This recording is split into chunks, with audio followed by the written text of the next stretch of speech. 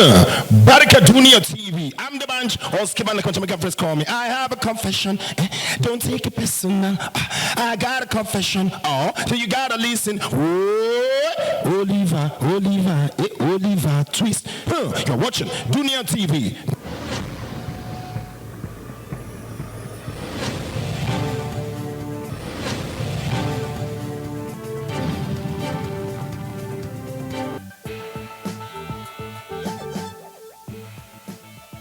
Cette grande édition d'information.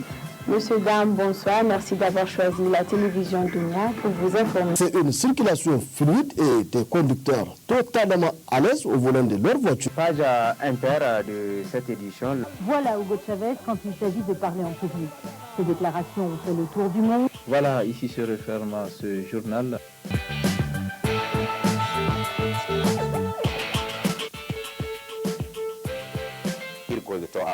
wai ne zai manti kala harino kan da bore na bongo sibanda masu kallon da sauraron mu barkanmu da yau.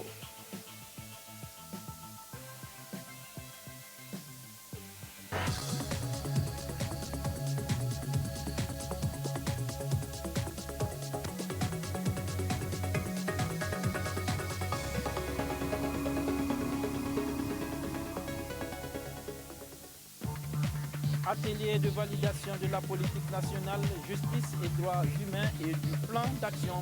Objectif assurer un développement qualitatif et cohérent de la justice.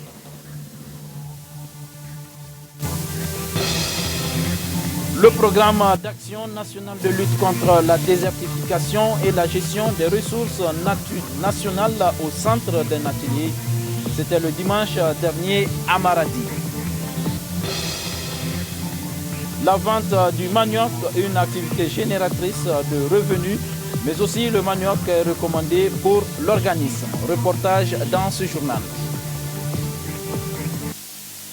Mesdames et messieurs, bonsoir et bienvenue dans cette édition d'information que nous débutons par ce communiqué de presse du collectif Tous Unis en faveur de la nutrition.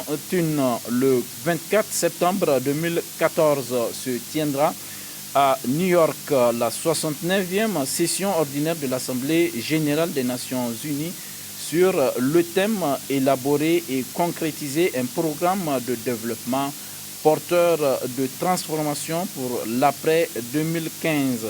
À cette occasion, il sera discuté la nouvelle stratégie de développement international qui succédera aux objectifs du millénaire pour le développement OMD en vigueur depuis l'an 2000 et qui arrive à terme en 2015. L'Assemblée générale des Nations unies cette année sera une tribune unique où les chefs d'État et de gouvernement du monde entier se réuniront pour défendre chacun les priorités et les visions de son propre pays dans l'agenda du développement international. Au Niger, l'une des priorités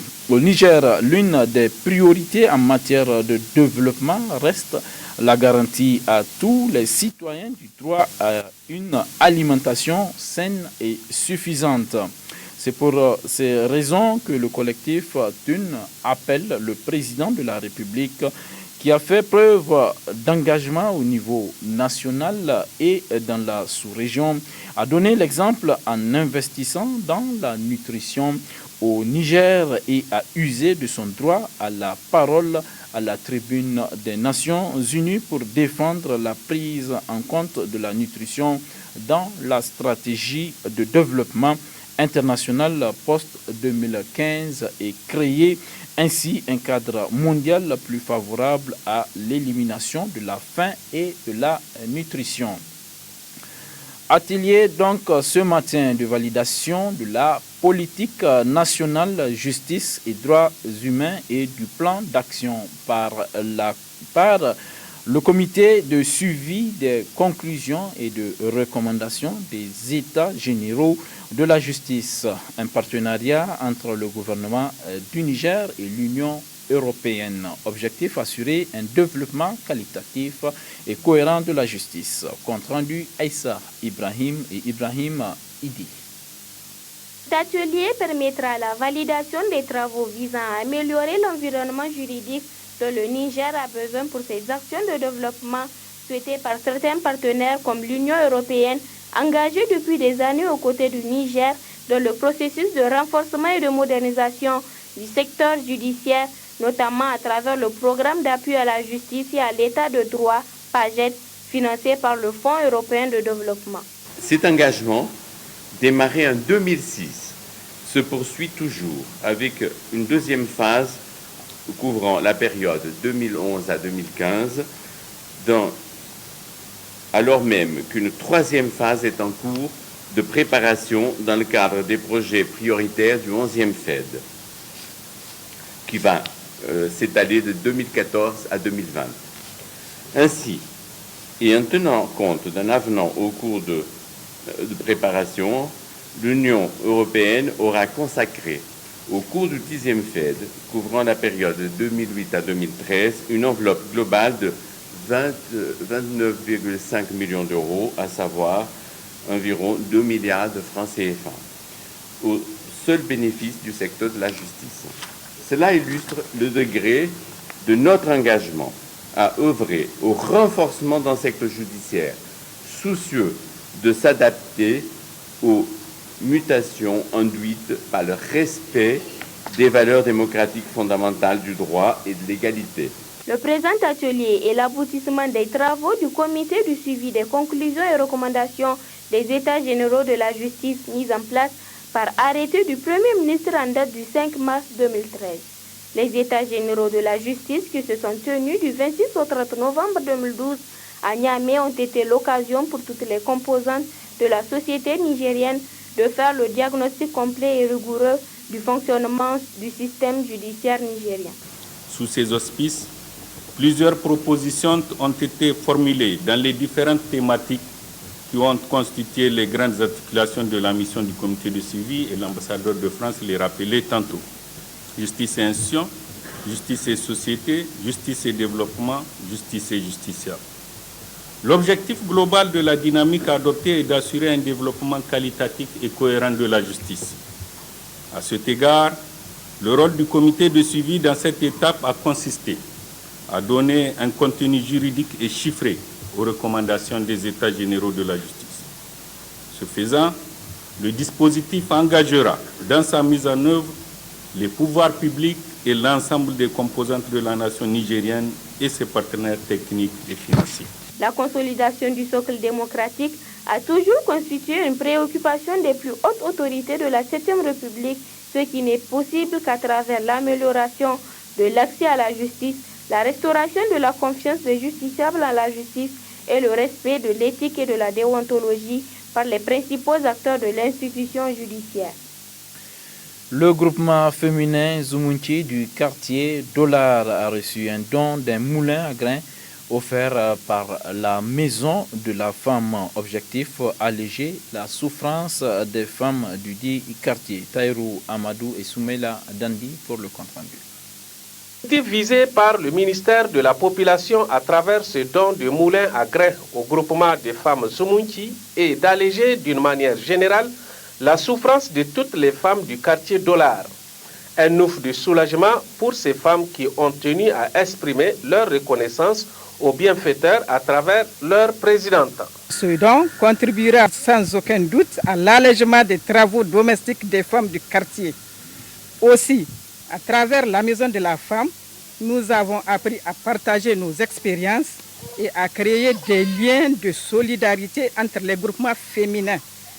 Remettant le moulin aux femmes, la directrice de la Maison de la Femme a, au nom de sa structure et au-delà du ministère de la Population, exhorté les bénéficiaires à faire bon usage de cette moulin et à par là même saluer la solidarité qui prévaut entre ces femmes. J'espère que les femmes vont bien l'exploiter et pouvoir dégager du temps pour suivre d'autres activités, pour s'investir dans la politique locale et mener d'autres activités qui vont toujours dans le sens de l'autonomisation économique et du leadership féminin au Niger.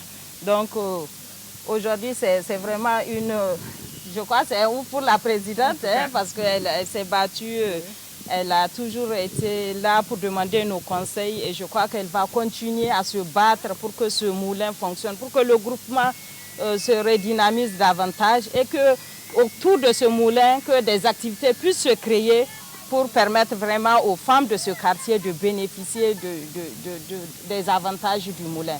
À travers cette action, le ministère de la Population, à travers la Maison de la Femme, veut montrer qu'il reste à l'écoute des préoccupations des femmes nigériennes conformément à sa mission qui est de promouvoir l'autonomisation de la femme. L'ambassadeur de la République d'Algérie au Niger a organisé hier dans l'enceinte même de sa résidence une réception à l'intention des 188 nouveaux bacheliers ayant bénéficié de bourses d'études dans le cadre de la coopération nigéro-algérienne. Une rencontre dont l'objectif est d'échanger avec les futurs étudiants avant leur départ pour l'Algérie. Le compte rendu Aïssata Issa Kindo. Organisée par l'ambassade d'Algérie au Niger, cette cérémonie coparrainée par le ministre en charge de l'enseignement supérieur, de la recherche et de l'innovation et son homologue des enseignements professionnels et techniques a pour objet de remettre officiellement leur attestation aux 188 nouveaux bacheliers bénéficiaires de la bourse de coopération algérienne. Cette année, une cérémonie hautement symbolique attestant de la vivacité et de l'exemplarité de la coopération algéro-nigérienne. Occasion pour l'ambassadeur de la République d'Algérie au Niger de dire ceci aux nouveaux bacheliers et futurs étudiants nigériens en Algérie. Je vous encourage à aller poursuivre vos études en Algérie avec un serment. Un serment, je suis sûr que vous avez fait à vos parents pour réussir. Et un serment que vous faites aujourd'hui à messieurs les ministres qui sont présents pour que vous réussissiez. Parce qu'en fait, l'objectif, c'est cela. La première difficulté, c'est que vous changez de cycle de formation. Donc, vous passez des études du lycée à des études universitaires. C'est très, très différent. Le rapport à l'enseignant est très différent. Vous ne serez plus dans des classes de 30 ou 35 élèves, mais vous serez dans des amphithéâtres qui contiendront 200, 300 jusqu'à 400 étudiants. Je vous recommande d'être très interactif avec les étudiants algériens et la société algérienne. En Algérie, vous allez là-bas, vous allez exactement avoir les mêmes droits que les étudiants algériens. Vous aurez une bourse, vous serez hébergé, vous serez nourri, vous bénéficierez des soins de santé. C'est exactement ce que sont les droits des étudiants algériens. Présent à cette cérémonie de grand jour, le ministre en charge de l'enseignement supérieur a, au nom du gouvernement, salué l'exemplarité de la coopération entre le Niger et la République sœur d'Algérie. Une coopération qui, selon le ministre Hassan Abdou, a déjà permis la formation de plusieurs cadres nigériens dans divers domaines. Je profite, au nom du gouvernement, pour vous remercier de tous les efforts que vous avez eu à faire pour nous.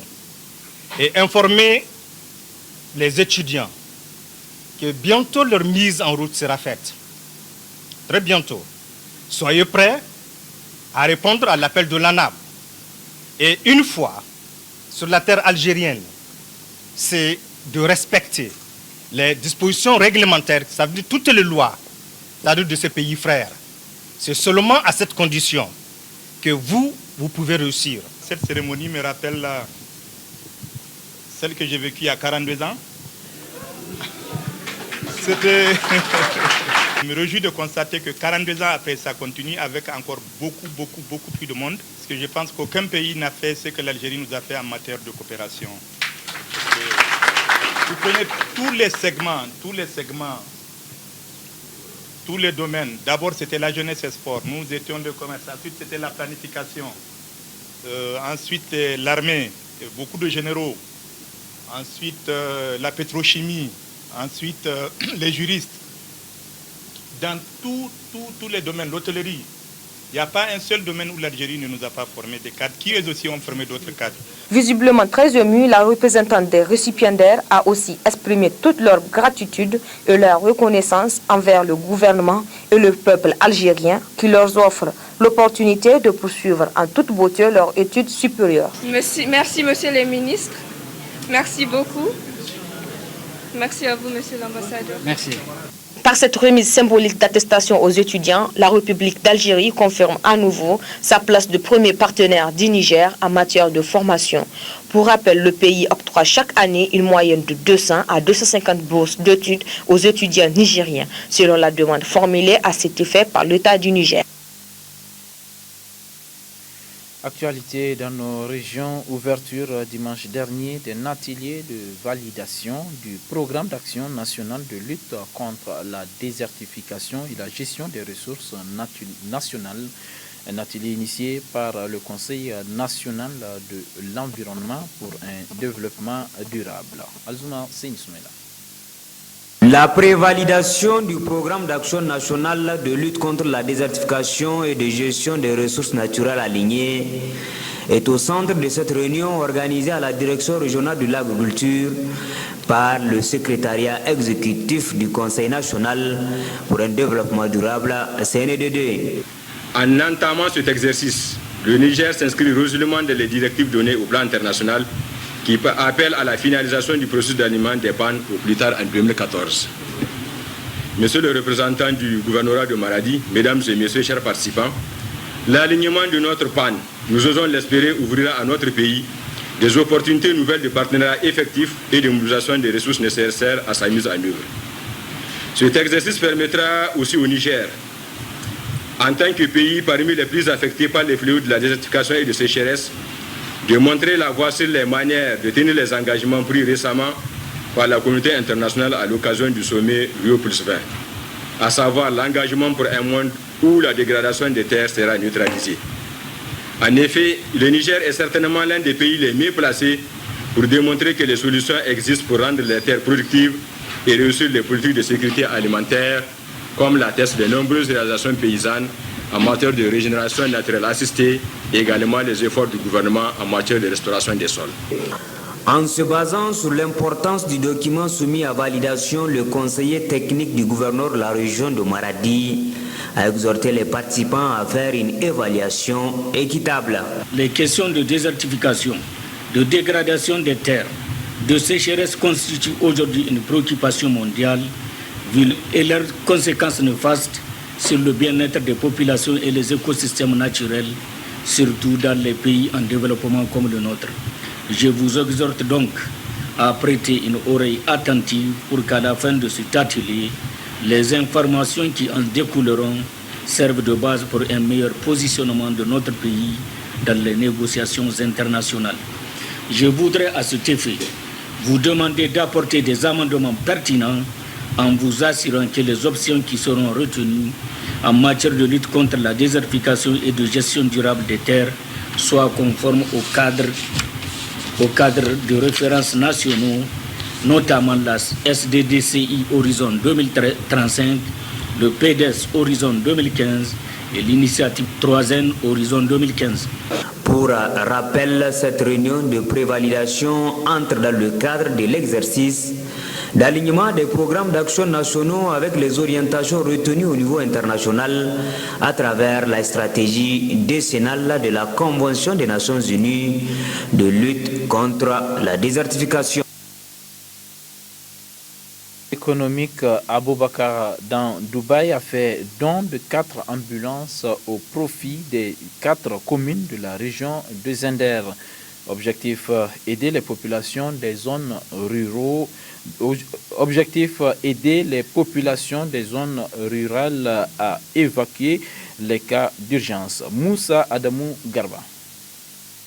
4 ambulances ont été mises à la disposition des populations rurales par El Haj Aboubakar dit en Dubaï. La première a été octroyée à la commune de Dogo, située à quelques 30 km de Zender sur la route de Magaria. C'est toute une cérémonie qui a été organisée à cet effet. Tour à tour, plusieurs orateurs se sont succédés, entre autres le chef de canton et le médecin-chef du CSI, pour saluer la grandeur de ce geste. Le sentiment qui nous anime vraiment, c'est un sentiment de fierté, de joie, parce que ça fait longtemps que vraiment nous avons émis le vœu, c'est-à-dire d'avoir une ambulance. Et on a fait pas mal de requêtes, pas mal de plaidoyers auprès des partenaires au niveau du district. au niveau même du village pour pouvoir vraiment avoir une ambulance. Et Dieu merci, aujourd'hui nous voilà avec une ambulance vraiment adaptée, une ambulance vraiment de flambant neuf. Donc on peut dire que vraiment c'est un ouf de soulagement pour nous. Et ça va nous permettre quand même de prendre vraiment de façon urgente les femmes qui ont des complications obstétricales et surtout aussi les enfants, c'est-à-dire de 0,5 ans, qui sont vraiment, c'est-à-dire la tranche d'âge la plus touchée par rapport au décès. C'est Hamdara qui a constitué la deuxième étape de cette opération de don. C'est le chef de canton qui a officiellement reçu les clés de cette nouvelle ambulance destinée au centre de santé intégré de Hamdara. La troisième ambulance a été destinée à Goudou Maria, 70 km de Zender sur la route de Difa. Pour manifester de leur joie, la population réunie autour du chef de canton et le maire ont organisé une grande cérémonie au cours de laquelle le chef de canton s'est prononcé. babu abin da za mu ce he godiya he mu ce ubangiji Allah ke shi ubangiji Allah ƙara mashi arzikin shi ubangiji Allah kore mishi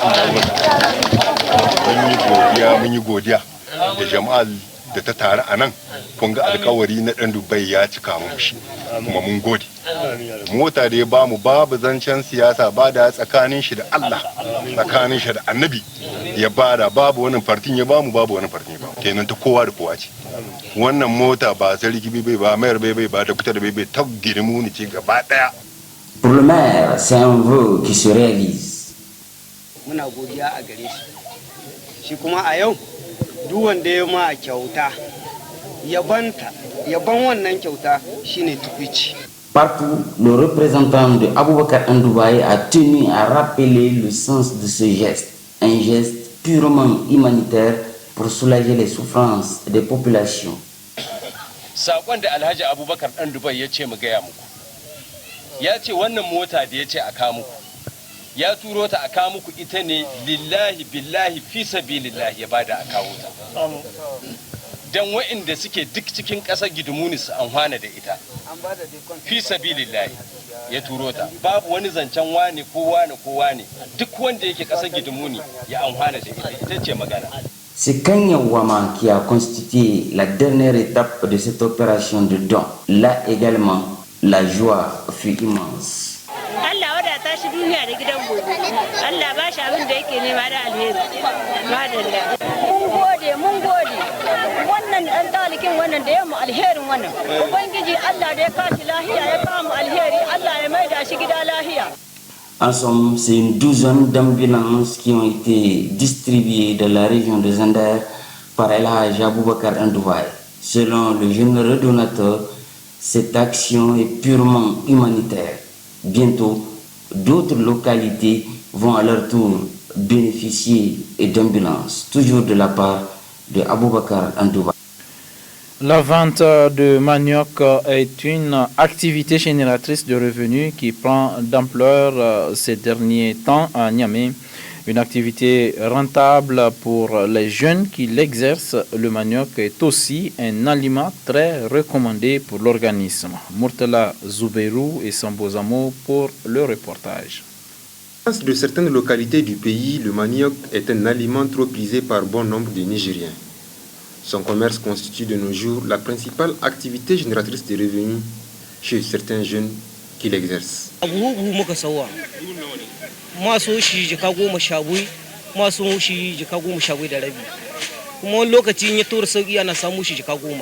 kwanan baya muna samun ciniki amma yanzu ba a nan ga samun ciniki kadan kadan da aka samu to lokaci na zan yanzu babu mutane saura wanda a sun gaci kai mai na kauye wasu sun yi gida shi ya samu ko yanzu ka gani mu dauko shi mutum bai farko amma yanzu sai mu raba mutum shidda ga mutum ga buhu guda saboda babu ciniki kwarai. Élément essentiel pour l'organisme, la consommation du manioc est fortement conseillée par les médecins. Pratiquement, il contient beaucoup de substances nutritives, beaucoup d'oligo-éléments qui vraiment protègent l'organisme, qui construisent l'organisme. Et donc, on peut dire que le manioc, c'est un très bon aliment. puisque de par cette composition, elle prévient la fatigue. Parce que qui dit composition riche en vitamines C, ça prévient la fatigue. Ça, de par sa composition et par rapport aux autres éléments, et ça maintient l'organisme en bon état de santé. Et quand vous prenez par rapport aux différentes vitamines, ça fortifie l'organisme, ça protège l'organisme de certaines agressions et ça aide l'organisme aussi à se débarrasser de certains déchets de par la composition à toutes ces substances nutritives. Malgré ses avantages nutritionnels, le manioc peut être source de maladies, surtout le manioc amer. Vous avez deux types de manioc. Vous avez le manioc doux et vous avez le manioc amer. Ça, c'est pour revenir aux effets néfastes et c'est surtout par rapport au manioc amer. Et ce manioc est déconseillé. Et c'est pour ça qu'on conseille à la population de bien goûter les maniocs pour faire la différence. Si le manioc est amer, il ne faut pas le consommer parce que ça comporte des graves risques, des effets néfastes sur la santé. Et heureusement, ici, on a dans la plupart des cas le manioc doux. Et c'est ce manioc qui est consommé et c'est ce manioc-là qui a des effets très bénéfiques pour l'état de santé de la population. Originaire de l'Amérique du Sud et introduit en Afrique au XVIIe siècle, le manioc est actuellement la base de l'alimentation de nombreux pays africains et occupe le 5e rang parmi les plantes alimentaires au monde. Les tubercules du manioc sont constitués de glucides, donc riches en énergie, parfois transformés en farine appelée gari, tapioca. Le manioc est utilisé dans plusieurs mets nigériens. Une de nos équipes a sillonné le quartier Taladje, c'est dans l'arrondissement communal Niamey 4. Le constat, plusieurs routes sont impraticables. N'est-ce pas, Hervé Alali? Nous sommes ici au quartier Taladje, sur le tronçon menant du commissariat Taladje à Dagouda. Sur cette voie, le constat fait est amer et alarmant. Ni de poule par-ci, tas d'ordures par-là, bref. Cette route est simplement impraticable. Conséquence de l'impraticabilité de cette route est le rehaussement des frais de taxi qui passent de 400 à 500 francs. Vraiment, on a pas mal de problèmes. Parce que le fait d'avoir les taxis même, c'est un problème. Avant, un taxi Kata-Kota-Lagé, c'est 200. Mais maintenant, si tu vas rentrer taxi Kata-Kota-Lagé, c'est 300. Donc, tu vois des évaluations. Et puis, les taximans même ne veulent pas venir à Talagé. C'est pour cela même maintenant, au niveau des ronds-points d'Agoda, ronds-points commissariat, tu vois un certain de Kabu-Kabu. Les gens sont en moto là. Tu vois, c'est parce qu'il y a un manque de taxis. C'est pour cela que les gens là en Kabu-Kabu, ils ont commencé à travailler. On ne vit pas à l'aise du moment où les routes sont impraticables. On a, à tout moment que l'eau tombe à Talag, on a des problèmes, des taxis. Quand on sort, maintenant c'est le retour. Heureusement, nous, Dieu a fait en sorte qu'on ait des moyens de déplacement. Mais sinon, pour d'autres, il y a des problèmes qui se posent, à savoir les problèmes des taxis. Quand tu pars en ville maintenant pour revenir à 23h, tu ne peux pas sortir, tu ne peux pas aller en ville, tu ne peux pas faire ton bouquin, surtout pour nous les jeunes. Donc tu vois, on a besoin de s'amuser alors que... Impuissante face à cette situation, la population lance un cri de cœur. Avant même qu'il y ait ce chemin de fer, la voie principale de Taladje était même quasiment impraticable. Maintenant, avec le chemin de fer, vous voyez encore, il faut faire un grand détour pour accéder même à la voie principale de Taladje, où il y a le commissariat, il y a la pharmacie, il y a le domicile du chef de quartier, il y a les deux marchés qui sont là, il y a la maternité, il y a le dispensaire, etc. etc. Vous voyez donc, là aujourd'hui, même pour la police aujourd'hui, pour intervenir de l'autre côté du Pays-Bas, il faut faire une gymnastique. Ou bien une femme de l'autre côté du Pays-Bas qui veut accoucher, il faut faire, où il y a un malade, etc. Il faut faire une gymnastique pour accéder. Cette voie-là, nous demandons tout simplement qu'on nous fasse, c'est-à-dire une entrée à Taladje pour permettre au moins que les gens aient accès facilement dans les deux sens. Au vu de l'état de dégradation avancée de cette route, ne serait-il pas nécessaire que les autorités communales s'impliquent davantage pour la réhabiliter?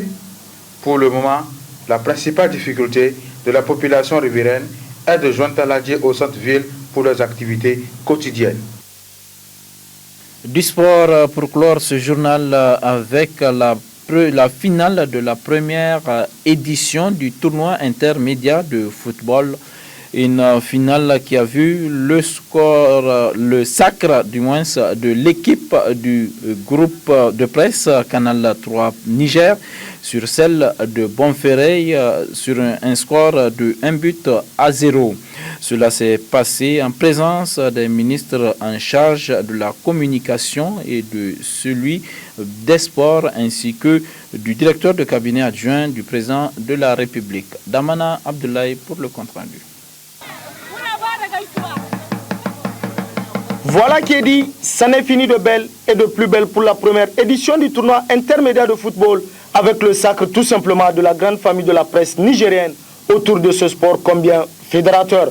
Un événement inédit désormais inscrit dans les annales des professionnels des médias avec une finale de haut standing qui alignait les confrères de Bonferrey en rouge à ceux de Canal 3 Niger en bleu. Après le coup d'envoi, c'est un jeu limpide qui se dégage sur le terrain avec des offensives de part et d'autre sans jamais trouver la voie des filets. Il a fallu la 31e minute de jeu sur une maladresse de la défense de Bonferrey pour voir Canal 3 scorer le seul but de la partie. Ainsi, Canal 3 remporte la coupe de la première édition au grand bonheur de ses supporters. Quoi qu'il en soit, pour ce tournoi, il n'y a pas eu de vainqueur ou de vaincu, c'est la presse nigérienne qui aura gagné. Le pari est gagné parce que nos amis de la télévision Bonferrey, de la télévision Canal 3, de la télévision Dunia, de la télévision ORTN, de la télévision Labari, nos amis de la télévision Saraounia et ceux de la télévision Tambara ont saisi la main tendue de leurs frères du groupe de presse Niger 24. Chers amis, je vous salue pour avoir fait sienne cette initiative. Permettez-moi, monsieur le ministre de la Communication, monsieur le ministre de la Jeunesse et des Sports, de faire un plaidoyer à votre endroit, à l'endroit de vos deux institutions, à l'endroit du gouvernement tout court. Ceci dit, monsieur le ministre, l'ensemble des confrères ici présents et les patrons de presse souhaitent vous voir faire sien ce tournoi, cette initiative, pour nous permettre de faire œuvre utile à l'avenir, permettre à ces cadres créés par Niger 24 d'avoir une longue vie. Au coup de sifflet final, c'est une scène de liesse dans une atmosphère détendue au rythme des tam-tams qui décorait le terrain.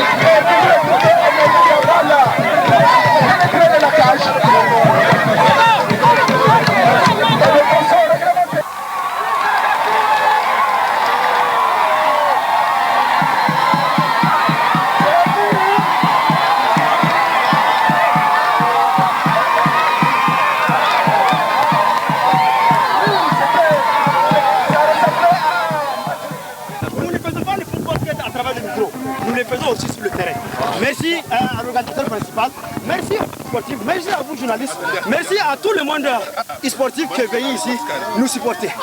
Placée sous le thème consolidation de la confraternité, cette première édition du tournoi intermédiaire qui a réuni 8 groupes de radio et télévision de Niamey a revalorisé durant 4 jours les valeurs intrinsèques de la grande famille de la presse nigérienne. Il appartient désormais à tous les acteurs de ce grand rendez-vous des professionnels à pérenniser et à instituer cet événement suivant les années pour une culture saine de la confraternité. Voilà, ici se referme ce journal. Merci de l'avoir suivi. Passez d'excellents moments en compagnie des programmes de la télévision Dunia. Au revoir.